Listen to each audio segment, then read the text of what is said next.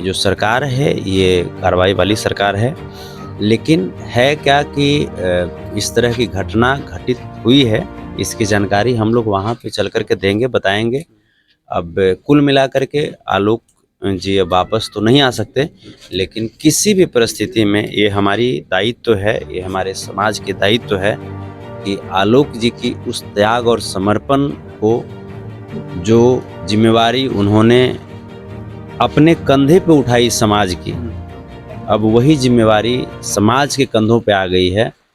उनको पहुंचना चाहिए, मुख्यमंत्री के पास ये पहुंचना चाहिए। ऐसा चीज तो किसी और के साथ भी तो हो सकता है ना। देखिए उनके पास जब भी पहुंचती है वो कार्रवाई करते हैं, और आप देखे होंगे कि पीएमसीएच या एनएमसीएच यही सब शिकायत को लेकर के एनएमसीएच के डायरेक्टर को भी उन्होंने सस्पेंड किया था। उसके बाद इंडियन मेडिकल एसोसिएशन ने भी काफ़ी कमेटी बनी थी इसके लिए। इस पे आपत्ति जताई थी।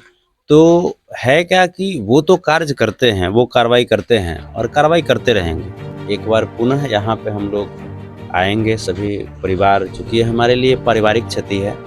हम लोग अपने स्तर पे जो भी हमारे भाई लोग हैं, अपने परिवार लोग हैं, हम लोग अपने स्तर पे ठाने हैं कि जहाँ तक होगा आलोक जी की जो त्याग और समर्पण जो रही है समाज के प्रति, उस त्याग और समर्पण को हम लोग यूं ही बेकार नहीं जाने देंगे। हम लोग जिस प्रकार से आलोक जी समाज के प्रति हर वक्त हर क्षण खड़े रहे, हम लोग भी आलोक जी के परिवार के प्रति हम लोग खड़े रहेंगे। हम लोग का ये खास जो आलोक बाबू जिस पर मारते थे, अग्रवाल जी का नाम। हाँ मंजू अग्रवाल जी हाँ। उस पर मारते आलोक बाबू कहाँ, हाँ दीदी यहाँ है, तुरंत आलोक बाबू साथ। जब आलोक बाबू का घटना घटा, अपने स्थैर्य से फोन किए, 50 बार फोन किए आलोक बाबू को, मोबाइल से रिसीव नहीं किए फोन। क्या बोले इसके बारे में। हम लोग इस जगह पे कोई दूसरा व्यक्ति का ये हो जाता तो बहुत अच्छे बात है। पंचायत में जितना भी कार्य करने के लिए इतना मेहनत करते थे, रात दिन एक कर देते थे। बिहार का सबसे बड़ा अस्पताल बना है, एम्स बना है, गरीबों के लिए बना है, फ्री इलाज होता है, अच्छे अच्छे डॉक्टर हैं, टॉप से टॉप डॉक्टर वहाँ बैठते हैं, फिर भी इलाज नहीं होता है बिहार में। टॉप डॉक्टर के तो नाम हमको समझ में आता ही नहीं। अच्छा। कोई डॉक्टर वहाँ पर जाता नहीं है मरीज के पास, टॉप डॉक्टर। मतलब एक जैसे आप कहने का मतलब कि जैसे सरकारी स्कूल का व्यवस्था है, मास्टर को न क से ख लिखने आता है, वैसे ही अस्पताल की व्यवस्था है, केवल नर्स डॉक्टर का सिर्फ नाम लगा हुआ है। और मैं ये कहना चाहता हूँ आपसे कि जो ये घटना घटा है, बहुत ही बड़ा घटना है, तो इसकी जानकारी क्या आप तेजस्वी यादव के यहाँ पहुँचाएंगे? बिल्कुल पहुंचाएंगे, बिल्कुल पहुंचाएंगे। अब नहीं लगता, ऐसा आपको नहीं लगता है कि कहीं न कहीं तेजस्वी यादव जी के नजर के पीछे में ये काम हो रही है? चूँकि देखिए उनको उनके पास जानकारी नहीं है। होता है क्या ना, आपको क्या लगता है जानकारी जी एकदम से नहीं ऐसा जानकारी नहीं है। स्वास्थ्य केंद्र में गलत काम हो रहा है नहीं, उनको अगर जानकारी होता तो ये काम होता ही नहीं। वहाँ जब वो मिलने गई एम्स में तो डॉक्टर से तक नहीं मिली। अगर ठीक है लेटर पैड पे नहीं लिखी, बाद में आके लिख सकती थी, लेकिन वहाँ जाने के बाद ना वो प्रभारी से मिले, वहाँ ना किन्हीं डॉक्टर से मिले, गए पेशेंट से मिले। वैसे तो हमारे गांव से भी जा रहे थे, मिल के आ रहे थे, बट विधायिका आप हैं, आपका कर्तव्य अलग है, आपका पद अलग है। अब पद पावर यूज कीजिए, सही से इलाज करवाइए। मतलब अभी तो सारे नेता एक जैसे ही दिखते हैं। दोबारा आप मौका देंगे उनको? कैसे देंगे जब उनसे कोई उम्मीद ही नहीं रहा, तो कैसे हम देंगे उनको मौका? अभी मौका तब देते जब वो हमारे साथ खड़ी होती। इतना सारे लोग खड़े हैं, संतोष भैया आए हुए हैं, वो भी तो आके मिल सकती थी किसी दिन। विधायक आपकी सरकार है, यदुवंशी सेना यहीं पर है जी, तो आरजेडी की सरकार है, एम्स पे आप आरोप लगा रहे हैं कि इलाज नहीं हो पा रहा है, ऐसा क्यों? मंजिल सभी को दिखता है, लेकिन मंजिल तक पहुंचने का रास्ता जरूरी है। अभी वो रास्ता दिखाने वाली हमारी जो लोकल जनप्रतिनिधि, हमारी विधायिका जो है, कौन है? मंजू अग्रवाल, वो इस पे कोई भी रिजल्ट नहीं दी या फिर कोई एक्शन नहीं ली। कौन पार्टी से है मंजू अग्रवाल? आरजेडी की विधायिका भी सिरघाटी की है। कोई सपोर्ट नहीं मिला? कोई सपोर्ट नहीं। तो क्या मतलब, क्या उनको पहले से कोई बीमारी था या फिर अचानक से उनकी मृत्यु हो गई? तो क्या इसमें कारण क्या लगता है आपको? नमस्कार, मैं सैम राव सुमित और आप प्रांसी टीवी देख रहे हैं। और आज मैं इस वक्त गया में हूँ, सिरघाटी जगह का नाम है गया में, वहाँ में हूँ। गांव का नाम है भटकुरा, गांव का नाम है। यहाँ एक ऐसी घटना हुई है जो चौंकाने वाली घटना है। आज यदुवंशी सेना के पूर्व यदुवंशी सेना के राष्ट्रीय अध्यक्ष संतोष रेणु यादव यहाँ पहुँचे हैं इस गांव में। अचानक से इनको पता चला है और ये गया पहुँचे हैं। और जो घटना है बहुत ही दुखदाई घटना है, क्योंकि आलोक जी का जो तबीयत खराब हुआ था, उनकी मृत्यु हो चुकी है और इनका आज जो है श्रद्धांजलि भी दिया जाएगा। गांव वाले भी आएंगे और जो यहाँ के जो जनप्रतिनिधि हैं वो भी आएंगे। संतोष रेणु यादव भी पहुँचे हैं अचानक से, क्योंकि ये तमिलनाडु का जो मैटर है वो आपको तो पता ही था कि संतोष रेणु यादव से मुलाकात नहीं हो पा रही थी, सोशल मीडिया पर एक्टिव भी नहीं थे। क्या घटना है, कैसी घटना घटी है, आज क्यों पहुंचे हैं, इसके बारे में संतोष रेणु यादव जी खुद बताएंगे। जी नमस्कार सर, आपका सबसे पहले हमारे चैनल में स्वागत है। जी धन्यवाद। क्या घटना घटा है जो आप अचानक से आज गया पहुंचे हैं? लोग जी क्योंकि लगातार सेवा कर रहे थे और आरजेडी में भी वो थे, मीडिया प्रभारी भी थे, तो अचानक से क्या ऐसा हुआ? सपोर्ट नहीं मिला या फिर इलाज नहीं हो पाई उनकी? जैसे सर हमको तो इस बात की जानकारी कल रात में मिली, जब हम व्हाट्सएप अपना ग्रुप हम चेक कर रहे थे तो उसी में एक मैसेज आया आलोक जी के बारे में। मुझे विश्वास नहीं हुआ। उसके बाद फिर कुछ साथी थे, जैसे रोशन जी थे, पप्पू जी थे, तो तमाम साथियों से मैंने बात किया और उसके बाद इस घटना की सत्यता हमें प्राप्त हुई। तो चूँकि आलोक जी का जो व्यक्तित्व था वो तमाम लोग जानते हैं, क्षेत्र के लोग जानते हैं, हम लोग भी जानते हैं। बहुत ही ऊंचे व्यक्तित्व के व्यक्ति बहुत कम उम्र में बहुत बृहद पैमाने पे लोगों के दिल में अपनी जगह बनाई। बेहद मृदुभाषी इंसान और उनकी कार्यशैली अगर देखेंगे तो ऐसा लगेगा कि जैसे कोई बहुत मैच्योर आदमी है। बातचीत या उनका हर वो एक एक्टिविटी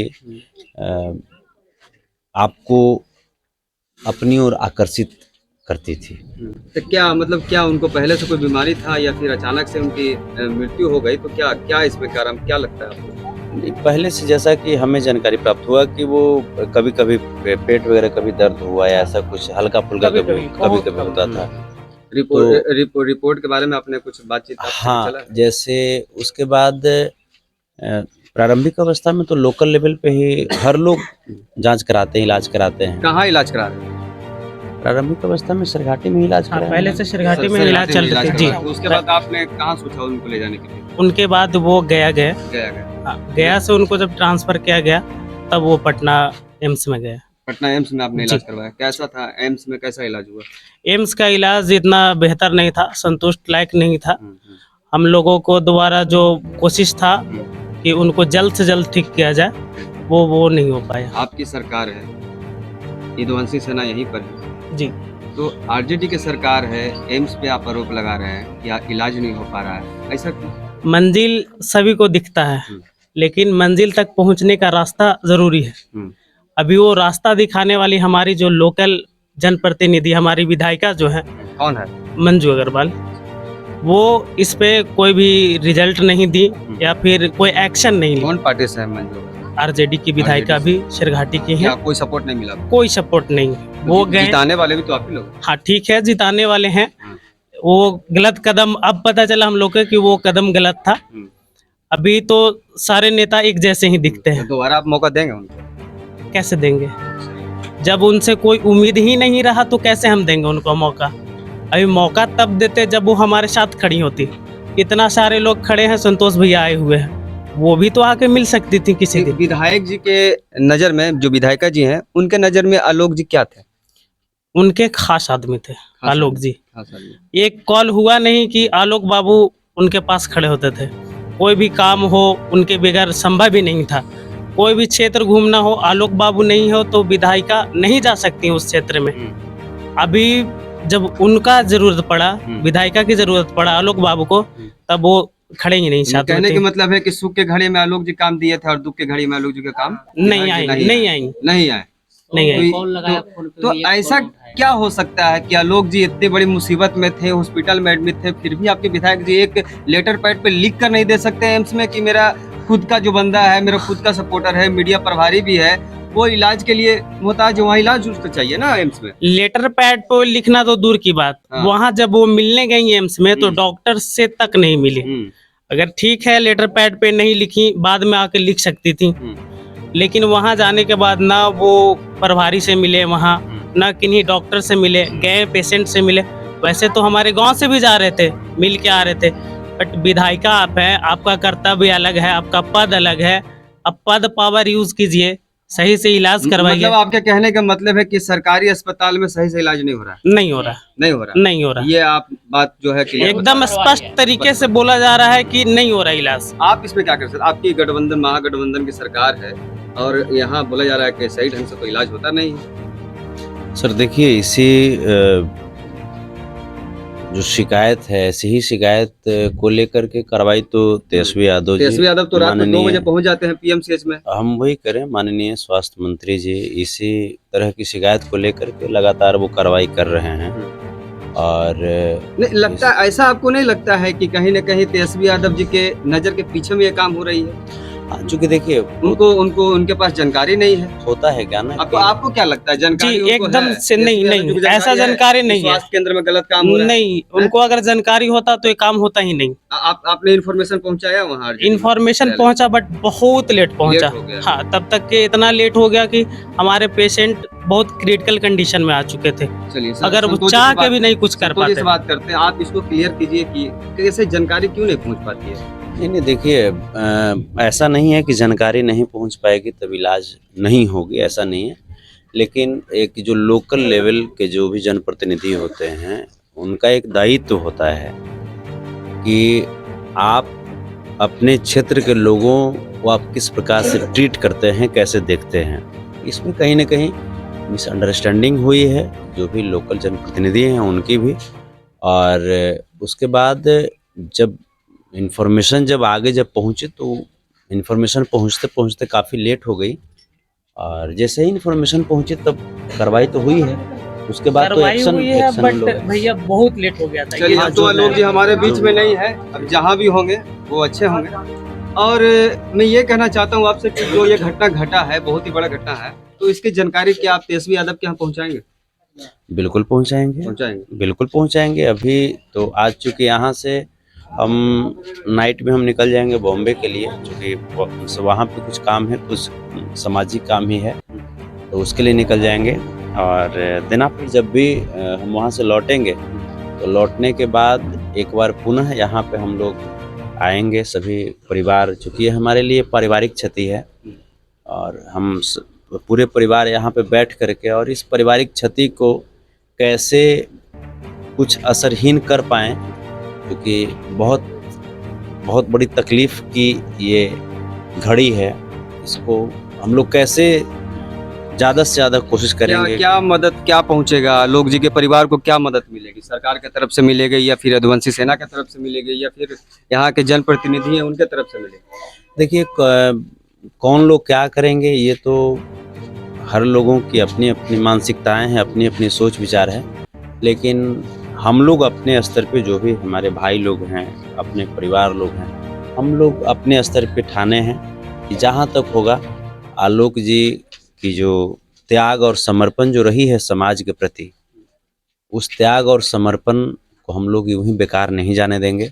हम लोग जिस प्रकार से आलोक जी समाज के प्रति हर वक्त हर क्षण खड़े रहे, हम लोग भी आलोक जी के परिवार के प्रति हम लोग खड़े रहेंगे और हर प्रकार से नैतिक तौर पे भी, सामाजिक तौर पे भी, पॉलिटिकल तौर पे भी और आर्थिक तौर पे भी, जैसे भी हम लोगों को लगेगा, हम लोग एकजुट होकर के आलोक जी के परिवार को अपना परिवार बनाए हैं, थे भी, लेकिन अब जिम्मेवारियां हम लोगों के कंधे पे आ गई है। जो पहले हम लोगों की जिम्मेवारियों को आलोक जी समझते थे, अब उनके परिवार की जिम्मेवारियां हम लोगों के कंधे पे आ गई। चलिए, उनके पिताजी भी हमारे साथ है। आपके बड़े बेटा थे वो आलोक जी, घर वही संभालते थे सब कुछ, जब सब कुछ घर वही संभालते थे, आलोक जी करते थे। तो ये बताइए कि आलोक जी का जो बीमारी था वो पहले से नहीं, पहले से ऐसा कुछ नहीं संकेत दिया कभी कि हमको कुछ हो रहा है। ऐसे मान लिया कि हल्का फुल्का जबकि भी होता है किसी की भी, लेकिन उसको होली के टाइम से तबीयत खराब हुआ कुछ और मैं सबसे पहले साबुद्दीन साहब ही दिखाने के लिए गए। हम्म। वहाँ भी मुझे आश्वासन मिला कि ठीक हो जाएगा, आप टेंशन नहीं। पहले आप प्राइवेट अस्पताल में दिखाए थे या फिर गवर्नमेंट? प्राइवेट में दिखाया था। प्राइवेट में दिखाए थे, वहाँ से आपको बेटर इलाज नहीं मिला तो आप सरकारी चले गए, फिर उसके बाद हम गया गया लेके चले गए। गया भी मैं प्राइवेट में ही ले आप लास्ट में आप एम्स में एडमिट किए थे, गया। लास्ट में ले गया। मुझे तो वो- कैसा व्यवहार था अस्पताल का, ये बता सकते हैं आप? अस्पताल का, एम्स का जो व्यवहार है, हम्म। मुझे देख कर को तरस आता है इस बात के लिए कि वहाँ के डॉक्टर, चाहे कोई भी हो या नर्स, सीधा मुँह मरीज से बात या मरीज के गार्जियन से नहीं करता कि इसके क्या हुआ है, या ये ठीक होगा या नहीं होगा, या मेरे समझ से बाहर है, कहीं दूसरा जगह भेजा जाए, ये तक भी सजेशन कभी नहीं किया। मतलब बिहार का सबसे बड़ा अस्पताल बना है, एम्स बना है, गरीबों के लिए बना है, फ्री इलाज होता है, अच्छे अच्छे डॉक्टर हैं, टॉप से टॉप डॉक्टर वहाँ बैठते हैं, फिर भी इलाज नहीं होता है बिहार में। टॉप डॉक्टर के तो नाम हमको समझ में आता ही नहीं। अच्छा। कोई डॉक्टर वहाँ पर जाता नहीं है मरीज के पास, टॉप डॉक्टर। मतलब एक जैसे आप कहने का मतलब कि जैसे सरकारी स्कूल का व्यवस्था जी है, बस मास्टर को न वही है। क से ख लिखने वहाँ आता है, केवल नर्स ही वैसे काम ही करती है। अस्पताल की व्यवस्था है केवल नर्स कि काम डॉक्टर का करती सिर्फ हैं, नाम लगा हुआ है। और वो भी गार्जियन को या उसके परिवार को अच्छा सजेशन नहीं देते कि हाँ आपका बच्चा या आपका पेशेंट तो इस अच्छा तो स्थिति में है इसकी या जानकारी नहीं है। तो इसकी जानकारी तो उनके मंत्री जी के पास है ही नहीं। ये तो मैं काम नहीं तो बता पीछे में हो सकता रहा कि है। मंत्री ये जी के आज पास है या आपके ये आज आपके साथ हो रहा है तो कहीं औरों के साथ ऐसा हो सबके सकता है। साथ हो रहा है, मेरे साथ केवल किसी के हो रहा है। तो इसकी जानकारी तो तेजस्वी यादव तब जी तो के पहुंच किसी आदमी स्वास्थ्य का मंत्री है नॉर्मल वो, रहा, ठीक हुआ कुछ। उनको पहुंचना चाहिए, मुख्यमंत्री के पास ये पहुंचना चाहिए। ऐसा चीज तो किसी और के साथ भी तो हो सकता है ना। देखिए उनके पास जब भी पहुंचती है वो कार्रवाई करते हैं। और आप देखे होंगे कि पीएमसीएच या एनएमसीएच यही सब शिकायत को लेकर के एनएमसीएच के डायरेक्टर को भी उन्होंने सस्पेंड किया था। उसके बाद इंडियन मेडिकल एसोसिएशन ने भी काफ़ी कमेटी बनी थी इसके लिए। इस पे आपत्ति जताई थी। तो है क्या कि वो तो कार्य करते हैं, वो कार्रवाई करते हैं और कार्रवाई करते रहेंगे। जो सरकार है ये कार्रवाई वाली सरकार है। लेकिन है क्या कि इस तरह की घटना घटित हुई है, इसकी जानकारी हम लोग वहाँ पे चल कर के देंगे, बताएंगे। अब कुल मिलाकर के आलोक जी अब वापस तो नहीं आ सकते, लेकिन किसी भी परिस्थिति में ये हमारी दायित्व है, ये हमारे समाज की दायित्व है कि आलोक जी की उस त्याग और समर्पण को, जो जिम्मेवारी उन्होंने अपने कंधे पे उठाई समाज की, अब वही जिम्मेवारी समाज के कंधों पे आ गई है कि आलोक जी के परिवार को इस दर्द से कैसे उबारा जाए। हम लोग इस पे लगे हुए हैं। चलिए, एक सबसे बड़ा सवाल उनके पिताजी से करते हैं। आलोक जी का मृत्यु के जिम्मेदार कौन है? किनको मानिएगा?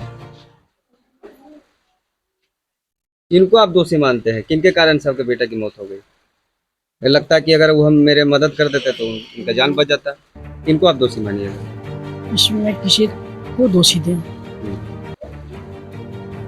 मुझे तो समझ में नहीं आता। केवल तुष्टीकरण और संतुष्टि के अभाव में, संतुष्टि के आगे मेरा बुद्धि काम नहीं किया। हम किसी प्राइवेट अस्पताल का रुख नहीं दे सका। केवल आश्वासन मिलता रहा कि ठीक हो जाएगा, ठीक हो जाएगा। तो जिनके ना पास जाने पैसा नहीं है, जो गरीब है, वो कहाँ से प्राइवेट अस्पताल में जाएंगे? आखिर सरकारी अस्पताल तो बना किस खैर लिए है? देखिए जाएगी तो आदमी जहाँ तक बनेगा अपना सारा दौलत भी बेच कर मैं जा सकता। आपको क्या लगता है, किसको आप दोषी मान सकते हैं? दोषी कहीं ना कहीं हॉस्पिटल के प्रभारी हैं। वो कंसिडेंटली इस पे एक्शन नहीं लिए। अगर जल्दी से रिपोर्ट आ जाता तो इलाज स्टार्ट हो जाता है। सुपरिटेंडेंट को भी इस पे एक्शन लेना चाहिए। जी जी, एकदम लेना चाहिए, क्यों नहीं। क्योंकि वो रिपोर्ट आपको आना था 8 तारीख को, उसके बाद एक्सटेंड करके 10 हुआ, 10 के बाद फिर 12 हो गया। अब 12 को रिपोर्ट जब आया तब पता चला कि हमारे पेशेंट को कंडीशन बहुत ज़्यादा क्रिटिकल हुआ है। अब उस सिचुएशन में कुछ किया ही नहीं जा सकता है। तो अभी कहीं ना कहीं तो अस्पताल ही इसका ये है, जिम्मेवार है। देखिए, इतने सारे लोग यहाँ पर हैं, गांव वाले यहाँ पर हैं, बच्चे हैं, बुजुर्ग हैं, सभी यहाँ पर हैं इस वक्त, और ये बातों को सुन रहे हैं लगातार। ये जो आरोप लगा रहे हैं कि इसमें अस्पताल की गलती है, लेकिन इन्होंने सीधी बात कही है कि तेजस्वी यादव जी को इसकी जानकारी नहीं थी। कोशिश किए थे पहुंचने का, लेकिन लेट हो गया। पहुंच नहीं पाए, तब तक आप जान सकते हैं कि घटना हो चुकी थी। लेकिन सरकार से भी ये गुजारिश करते हैं, ये अनुरोध करते हैं कि इसकी जांच होनी चाहिए। आप लगातार मॉनिटरिंग कीजिए, क्योंकि ये जो घटना घटा है आज सिरघाटी में, ये घटना और भी किसी के परिवार के साथ घट सकता है। ये इसकी जो है मॉनिटरिंग होनी चाहिए, इसकी जांच होनी चाहिए। और तेजस्वी यादव जी बिहार के अभी स्वास्थ्य मंत्री हैं, तो उनको भी चाहिए कि थोड़ा सा एक्टिव होना चाहिए इस चीज़ में, हॉस्पिटल के मामले में, और जांच होते रहनी चाहिए। आप देख सकते हैं, हमारे कैमरे में दिखा दीजिए कि कितने सारे लोग यहाँ पर, अभी गांव वाले यहाँ पर मौजूद हैं, जो यहाँ पर आज संतोष रेणु यादव पहुँचे हैं इस गाँव में। तो यहाँ मिलने के लिए आए हुए हैं, सुनने के लिए आए हुए हैं क्या बातें हो रही हैं। आर्थिक मदद की भी बातें कही जा रही हैं, जो अपने तरफ से जो भी मदद होगा इनको किया जाएगा। तो आज संतोष रेणु यादव जी इस गांव में पहुंचे हैं। आलोक जी की जो श्रद्धांजलि है, वो श्रद्धांजलि भी आज दिया जाएगा। गांव वाले भी पहुंचेंगे, जनप्रतिनिधि भी आएंगे, संतोष रेणु यादव जी भी आए हुए हैं, और भी कुछ गांव वाले हैं। आलोक जी के बारे में कुछ बताते हैं। आलोक जी के बारे में क्या कहना चाहेंगे, कैसे व्यक्ति थे आलोक जी? आलोक जी बहुत अच्छा व्यक्ति थे। वो अपने लिए नहीं, समाज के लिए काम करते थे। समाज के लिए जीते थे। समाज के लिए, समाज के लिए रहते आज थे। भी हम लोग का दिल में है वो। आलोक बाबू में हम लोग का दिल में है।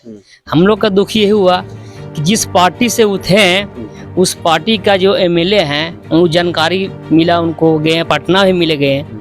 4 नेता गए हैं। 4 नेता में कम से कम जो वहाँ डायरेक्टर, डॉक्टर, जो भी कंप्यूटर है, उसको माध्यम से ध्यान देना चाहिए कि हाँ इतना लोग, जब नेता लोग आ रहे हैं तो कुछ तो ध्यान देना चाहिए ना मरीज पे।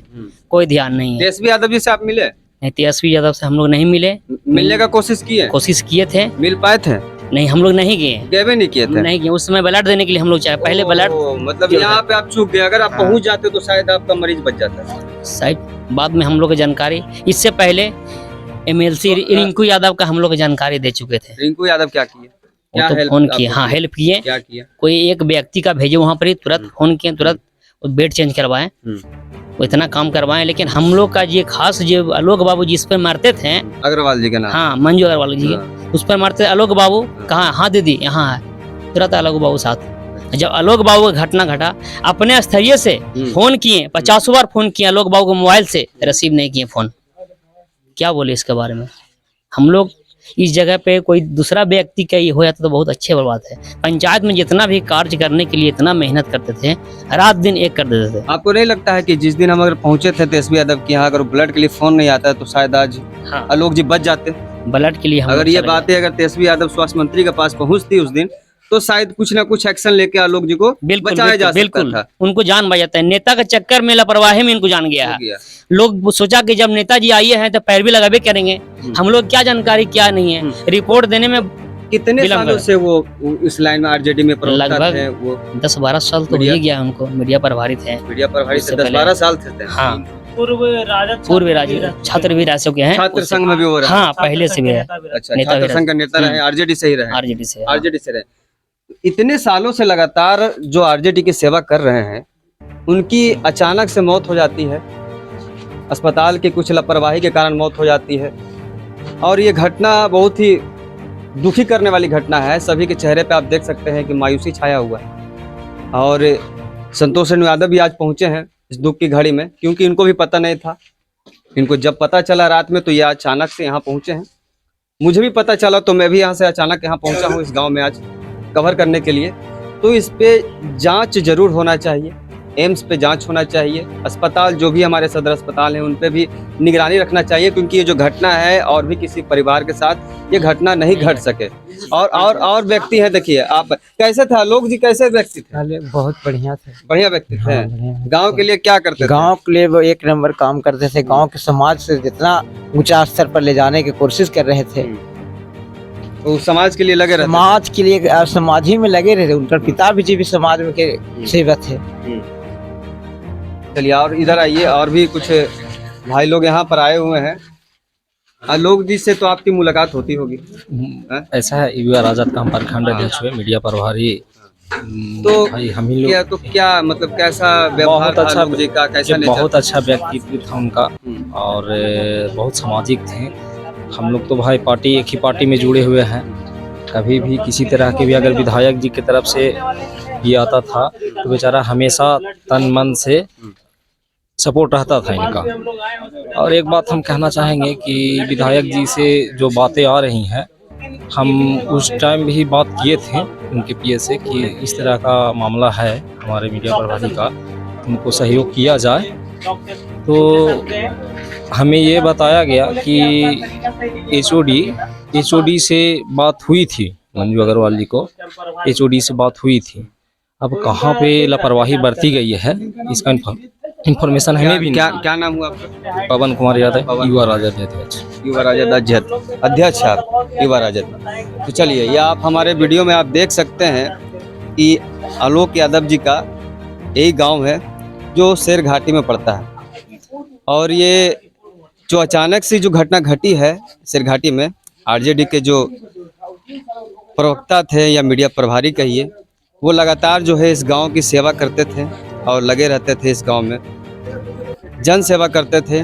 और कई सारे जो यहाँ के एमएलए हैं, एमएलसी हैं या फिर विधायक हैं, उनके भी लगातार सेवा में लगे रहते थे आलोक जी। और अचानक से उनकी मृत्यु होती है और वो एम्स भी आलोक जी को बचा नहीं पाता है। क्यों नहीं बचा पाता है? क्योंकि यह एम्स की इसमें बहुत ही बड़ी लापरवाही दिखती है कि एम्स का जो इलाज है वो सही से इलाज नहीं हो पाया। अगर ये बातें तेजस्वी यादव के पास पहुंचती तो शायद आलोक जी की जान बचाई जा सकती थी।